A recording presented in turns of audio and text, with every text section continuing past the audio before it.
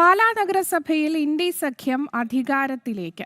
Congress കൗൺസിലർമാരെ LDF പിന്തുണയ്ക്കാതെ UDF സ്വതന്ത്രനായിരുന്ന മായ രാഹുലിനെ ചെയർപേഴ്സണാക്കാൻ ഇരു കൂട്ടരും തമ്മിൽ ധാരണയായി. LDF കോൺഗ്രസ് കൂട്ടുകെട്ടിൽ ടേം വ്യവസ്ഥയിലും ആലോചനയിൽ. LDFിന്റെ അവിശ്വാസ പ്രമേയത്തെ പിന്തുണച്ച 4 കോൺഗ്രസ് കൗൺസിലർമാരും വീണ്ടും LDFിനൊപ്പം ചേരാനാണ് ധാരണ. പാർട്ടി വിപ്പ് ലംഘിച്ച 4 കോൺഗ്രസ് കൗൺസിലർമാരും UDF സ്വതന്ത്രയും LDFിന്റെ 12 കൗൺസിലർമാരും ചേർന്ന 17 പേരുടെ പിന്തുണയുള്ള ഭരണമുന്നണിയാകും പാലായിൽ സാധ്യമാവുക.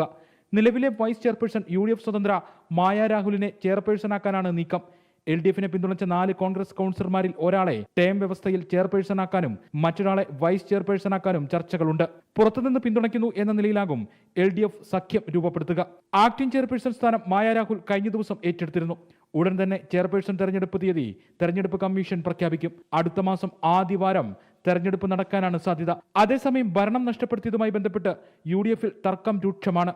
ഒരു വിഭാഗം കോൺഗ്രസ് കൗൺസിലർമാർ അനാവശ്യമായി ഭരണം നഷ്ടപ്പെടുത്തിയെന്നാണ് UDF ഘടകകക്ഷികളുടെ ആക്ഷേപം. സ്വതന്ത്ര മുന്നണിയുമായുള്ള കോൺഗ്രസ് കൗൺസിലർമാരുടെ തർക്കത്തിൽ DCC കാര്യമായ ഇടപെടൽ നടത്തിയില്ല എന്ന് കോൺഗ്രസ് പ്രാദേശിക നേതൃത്വത്തിനും ആക്ഷേപമുണ്ട്. വിഷയത്തിൽ കോൺഗ്രസിനുള്ളിലെ തർക്കങ്ങളൊന്നും പരിഹരിക്കപ്പെട്ടിട്ടില്ല.